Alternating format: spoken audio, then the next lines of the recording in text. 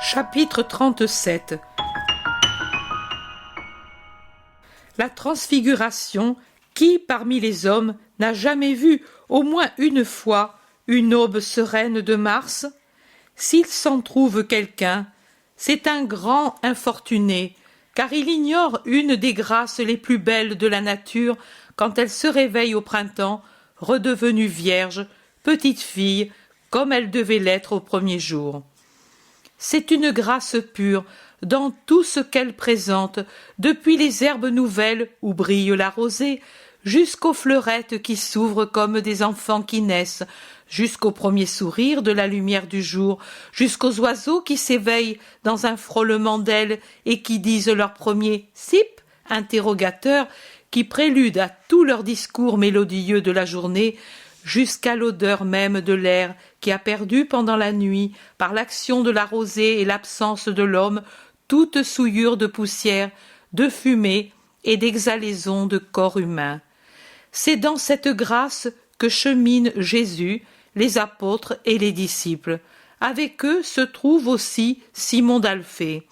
Ils vont vers le sud-est, franchissant les collines qui forment une couronne autour de Nazareth. Ils passent un torrent et traversent une plaine étroite entre les collines de Nazareth et des montagnes vers l'est. Ces montagnes sont précédées du cône à moitié coupé du Tabor, qui me rappelle étrangement, en son sommet, la coiffure de nos carabiniers vus de profil. Ils le rejoignent. Jésus s'arrête et dit « Que Pierre, Jean et Jacques de Zébédée viennent avec moi sur la montagne. Vous autres, disséminez-vous à la base en vous séparant sur les routes qui la côtoient et prêchez le Seigneur. Vers le soir, je veux être de nouveau à Nazareth. Ne vous éloignez donc pas. La paix soit avec vous. » Et s'adressant aux trois qu'il a appelés, il dit « Allons !» Et il commence la montée, sans plus se retourner en arrière, et d'un pas si rapide que Pierre a du mal à le suivre. À un arrêt, Pierre, rouge et en sueur, lui demande hors d'haleine « Mais où allons-nous ? Il n'y a pas de maison sur la montagne. Au sommet, il y a cette vieille forteresse. Veux-tu aller prêcher là ?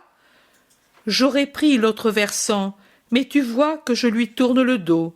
Nous n'irons pas à la forteresse, et ceux qui y sont ne nous verront même pas. Je vais m'unir à mon Père, et je vous ai voulu avec moi, parce que je vous aime. Allons vite. » « Oh, Monseigneur, ne pourrions-nous marcher un peu plus doucement et parler de ce que nous avons entendu et vu hier et qui nous a tenus éveillés toute la nuit pour en parler ? Au rendez-vous de Dieu, il faut toujours se rendre rapidement. Allons, Simon-Pierre, là-haut, je vous ferai reposer. » Et il reprend la montée. Jésus dit « Joignez ici la transfiguration que tu as eue le 5 août 1944, mais sans la dictée qui lui est jointe. Après avoir fini de copier la transfiguration de l'an dernier, PM copiera ce que je te montre maintenant. Je suis avec mon Jésus sur une haute montagne. Avec Jésus, il y a Pierre, Jacques et Jean. Ils montent encore plus haut, et le regard se porte vers des horizons ouverts dont une belle et tranquille journée permet de voir nettement les détails jusque dans les lointains. La montagne ne fait pas partie d'un ensemble montagneux comme celui de la Judée. Elle s'élève isolée et, par rapport à l'endroit où nous nous trouvons, elle a l'Orient en face, le Nord à gauche, le Sud à droite et en arrière à l'ouest la cime qui dépasse encore de quelques centaines de pas. Elle est très élevée et l'œil peut découvrir un large horizon. Le lac de Génézareth semble un morceau de ciel descendu pour s'encadrer dans la verdure, une turquoise ovale enserrée dans des émeraudes de différentes teintes, un miroir qui tremble et se ride sous un vent léger et sur lequel glissent avec l'agilité des mouettes les barques aux voiles tendues, légèrement penchées vers l'onde azurine, vraiment avec la grâce du vol d'un alcyon qui survole l'eau à la recherche d'une proie. Puis voilà que de l'immense turquoise sort une veine, d'un bleu plus pâle là où la grève est plus large, et plus sombre là où les rives se rapprochent, et où l'eau est plus profonde et plus sombre à cause de l'ombre qui projette les arbres qui croissent vigoureux près du fleuve qui les nourrit de sa fraîcheur. Le Jourdain semble un coup de pinceau presque rectiligne dans la verdure de la plaine. Des petits villages sont disséminés à travers la plaine des deux côtés du fleuve. Quelques-uns sont tout juste une poignée de maisons, d'autres sont plus vastes, avec déjà des aires de ville. Les grandes routes sont des lignes jaunâtres dans la verdure, mais ici, du côté de la montagne, la plaine est beaucoup mieux cultivée et plus fertile, très belle. On y voit les diverses cultures, avec leurs différentes couleurs, riant au beau soleil qui descend du ciel serein. Ce doit être le printemps, peut-être mars, si je tiens compte de la latitude de la Palestine, car je vois les blés déjà grands, mais encore verts, qui ondulent comme une mer glauque, et je vois les panaches des plus précoces parmi les arbres à fruits qui étendent des nuées blanches et rosées sur cette petite mer végétale. Puis, les prés tout en fleurs, avec le foin qui a déjà poussé, dans lesquels les brebis qui paissent semblent des tas de neige amoncelés un peu partout sur la verdure. Tout à côté de la montagne, sur des collines qui en forment la base, des collines basses et de peu d'étendue, se trouvent deux petites villes, l'une vers le sud et l'autre vers le nord. La plaine, très fertile, s'étend particulièrement et avec plus d'ampleur vers le sud. Jésus, après un court arrêt à l'ombre d'un bouquet d'arbres qu'il a certainement accordé par pitié pour Pierre, qui dans les montées fatigue visiblement, reprend l'ascension. Il va presque sur la cime, là où se trouve un plateau herbeux que limite un demi-cercle d'arbres du côté de la côte. « Reposez-vous, amis, je vais là-bas pour prier. » Et il montre de la main un énorme rocher, un rocher qui affleure de la montagne et qui se trouve par conséquent non vers la côte, mais vers l'intérieur, vers le sommet. Jésus s'agenouille sur l'herbe et appuie sa tête et ses mains au rocher dans la pose qu'il aura aussi dans sa prière au Gethsémani.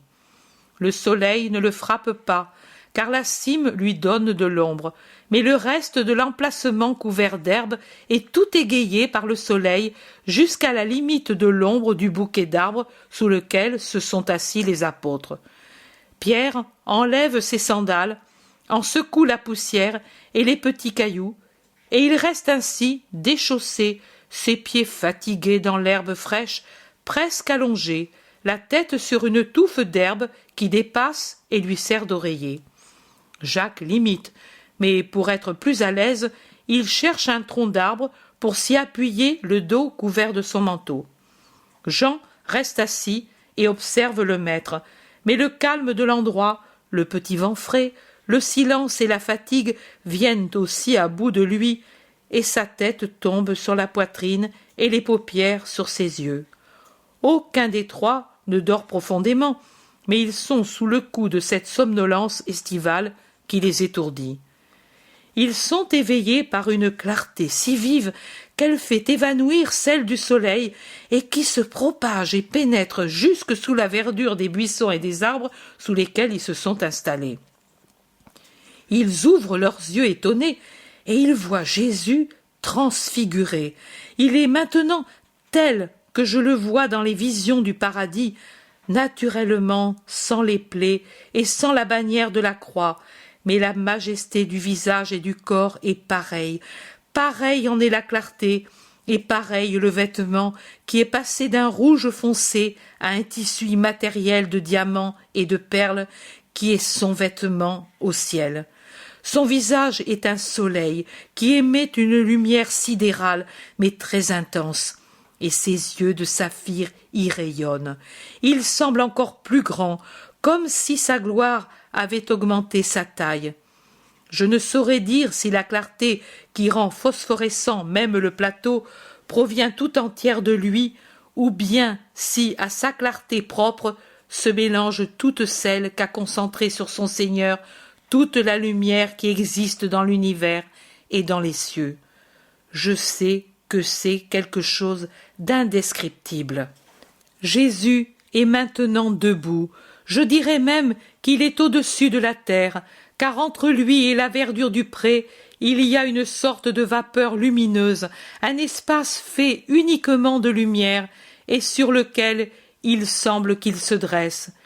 Mais elle est si vive que je pourrais me tromper, et l'impossibilité de voir le vert de l'herbe sous les pieds de Jésus pourrait venir de cette lumière intense qui vibre et produit des ondes, comme on le voit parfois dans les incendies. Des ondes, ici, d'une couleur blanche incandescente. Jésus reste le visage levé vers le ciel et il sourit à une vision qui le transporte. Les apôtres en ont presque peur et ils l'appellent car il ne leur semble plus que ce soit leur maître tant il est transfiguré. « Maître, maître !» appelle-t-il doucement mais d'une voix angoissée. Lui n'entend pas. Il est en extase, dit Pierre tout tremblant. Que peut-il bien voir? Les trois se sont levés. Ils voudraient s'approcher de Jésus, mais ils ne l'osent pas. La lumière augmente encore avec 2 flammes qui descendent du ciel et se placent aux côtés de Jésus. Quand elles sont arrêtées sur le plateau, leur voile s'ouvre et il en sort 2 personnages majestueux et lumineux. L'un est plus âgé, au regard perçant et sévère, et avec une longue barbe séparée en 2. De son front partent des cornes de lumière qui m'indiquent que c'est Moïse. L'autre est plus jeune, amaigri, barbu et poilu, à peu près comme le Baptiste auquel je dirais qu'il ressemble pour la taille, la maigreur, la conformation et la sévérité. Alors que la lumière de Moïse est d'une blancheur éclatante comme celle de Jésus, surtout pour les rayons du front, celle qui émane d'Élie ressemble à la flamme vive du soleil.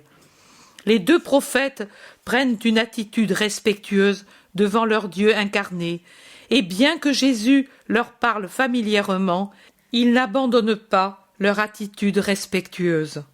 Je ne comprends pas un mot de ce qu'ils disent. Les 3 apôtres tombent à genoux, tremblants, le visage dans les mains. Ils voudraient regarder, mais ils ont peur. Finalement, Pierre parle. « Maître, maître, écoute-moi !» Jésus tourne les yeux en souriant vers son Pierre, qui s'enhardit et dit « C'est beau d'être avec toi, Moïse et Élie. Si tu veux, nous faisons 3 tentes, pour toi, pour Moïse et pour Élie. Et nous nous tiendrons ici pour vous servir. » Jésus le regarde encore et il sourit plus vivement. Il regarde aussi Jacques et Jean d'un regard qui les embrasse avec amour. Moïse aussi et Élie regardent fixement les 3. Leurs yeux étincellent, ce doit être comme des rayons qui pénètrent les cœurs. Les apôtres n'osent pas dire autre chose. Effrayés, ils se taisent, ils semblent un peu ivres et comme stupéfaits. Mais quand un voile qui n'est pas un nuage, ni du brouillard, qui n'est pas un rayon, enveloppe et sépare les 3 glorieux derrière un écran encore plus brillant que celui qui les entourait déjà et les cache à la vue des 3, une voix puissante et harmonieuse vibre et remplit d'elle-même tout l'espace. Les 3 tombent le visage contre l'herbe. Celui-ci est mon fils bien-aimé, en qui je me suis complu. Écoutez-le. Pierre, en se jetant à plat ventre, s'écrie « Miséricorde pour moi, pécheur, c'est la gloire de Dieu qui descend. » Jacques ne souffle mot. Jean murmure avec un soupir, comme s'il allait s'évanouir. « Le Seigneur parle. » Personne n'ose relever la tête, même quand le silence est redevenu absolu. Il ne voit donc pas non plus le retour de la lumière à son état naturel de lumière solaire, pour montrer Jésus resté seul et redevenu le Jésus habituel dans son vêtement rouge. Il marche vers eux en souriant, il les secoue, les touche et les appelle par leur nom. « Levez-vous, c'est moi, ne craignez pas, dit-il, car les trois n'osent pas lever le visage et invoquent la miséricorde de Dieu sur leurs péchés, craignant que ce soit l'ange de Dieu qui veut les montrer au Très-Haut. « Levez-vous donc, je vous le commande, répète Jésus avec autorité. Eux lèvent le visage et ils voient Jésus qui sourit. « Ô Maître, mon Dieu !» s'écrie Pierre, « comment ferons-nous pour vivre auprès de toi, maintenant que nous avons vu ta gloire ? Comment ferons-nous pour vivre parmi les hommes, et nous, hommes pécheurs, maintenant que nous avons entendu la voix de Dieu ? Vous devrez vivre auprès de moi et voir ma gloire jusqu'à la fin. Soyez-en dignes, car le temps est proche. Obéissez au Père, qui est le mien et le vôtre. Retournons maintenant parmi les hommes, parce que je suis venu pour rester parmi eux et les amener à Dieu. Allons, soyez saints, en souvenir de cette heure. Soyez forts et fidèles. Vous aurez part à ma gloire la plus complète. Mais ne parlez pas maintenant de ce que vous avez vu, à personne, pas même à vos compagnons. Quand le Fils de l'homme sera ressuscité d'entre les morts et retourné dans la gloire de son Père, alors vous parlerez. Parce qu'alors il faudra croire pour avoir part à mon royaume. Mais Élie ne doit-il pas venir afin de préparer à ton royaume ? Les rabbis le disent. Élie est déjà venu et il a préparé les voies au Seigneur. Tout arrive comme il a été révélé, mais ceux qui enseignent la révélation ne la connaissent pas, ne la comprennent pas, ils ne voient pas et ils ne reconnaissent pas les signes des temps et les envoyés de Dieu. Élie est revenu une première fois, il reviendra une seconde fois quand les derniers temps seront proches pour préparer les derniers à Dieu. Mais maintenant, il est venu pour préparer les premiers au Christ, et les hommes n'ont pas voulu le reconnaître. Ils l'ont tourmenté et mis à mort. Ils feront la même chose au Fils de l'homme, car les hommes ne veulent pas reconnaître ce qui est leur bien. Les trois penchent la tête, pensifs et tristes, et ils descendent par le chemin par où ils sont montés avec Jésus. Et c'est encore Pierre qui dit dans une halte à mi-chemin, « Ah, Seigneur, je dis, moi aussi, comme ta mère hier, pourquoi nous as-tu fait cela ? Et je dis aussi, pourquoi nous as-tu dit cela ? Tes dernières paroles ont effacé de nos cœurs la joie de la vue glorieuse. C'est une grande journée de peur que celle-ci. Ce qui nous a d'abord effrayés, c'est la grande lumière qui nous a éveillés plus forte que si la montagne avait brûlé, ou que si la lune était descendue pour rayonner sur le plateau, sous nos yeux. Puis ton aspect et ta façon de te détacher du sol, comme si tu allais t'envoler. J'ai eu peur que toi, dégoûté des iniquités d'Israël, tu ne retournes aux cieux, peut-être sur l'ordre du Très-Haut. Puis j'ai eu peur de voir apparaître Moïse, que les gens de son temps ne pouvaient regarder sans voile, tant resplendissait sur son visage le reflet de Dieu. Et c'était un homme, et maintenant c'est un esprit bienheureux et enflammé de Dieu.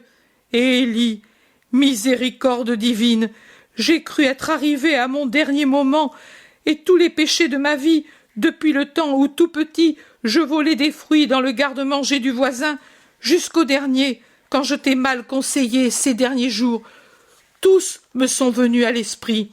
Avec quel tremblement je m'en suis repenti. Puis il m'a semblé que ces deux justes m'aimaient. Et j'ai osé parler, mais même leur amour me faisait peur, car je ne mérite pas l'amour de pareils esprits.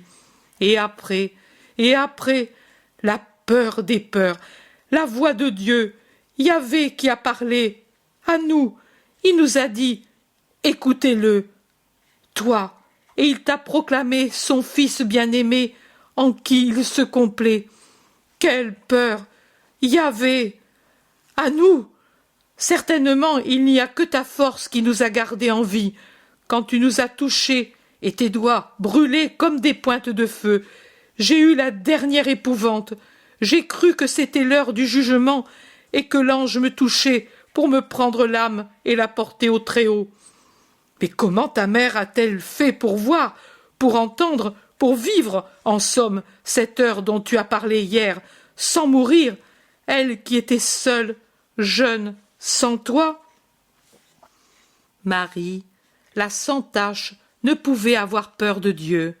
Ève n'en eut pas peur, tant qu'elle fut innocente, et il y avait moi le Père et l'Esprit, nous qui sommes au ciel, sur la terre et en tout lieu, et qui avions notre tabernacle dans le cœur de Marie, dit doucement Jésus.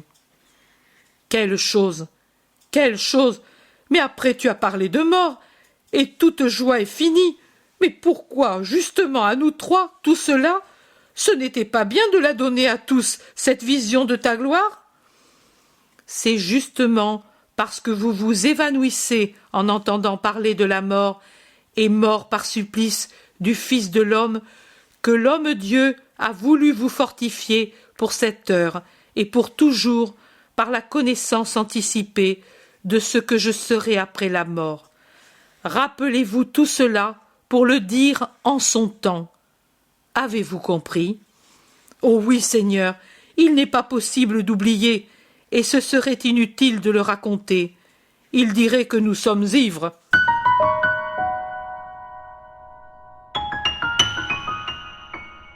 L'intérêt pour les écrits de Maria Valtorta ne cesse de grandir. Et les fruits récoltés, vocation, conversion, sont immenses. Visionnaire de la vie du Christ, de la conception de Marie jusqu'au début de l'Église, sa description des personnages, de leur psychologie, la précision des lieux où ils évoluent, des coutumes et mœurs de l'époque, est proprement sidérante et à ce jour inégalée.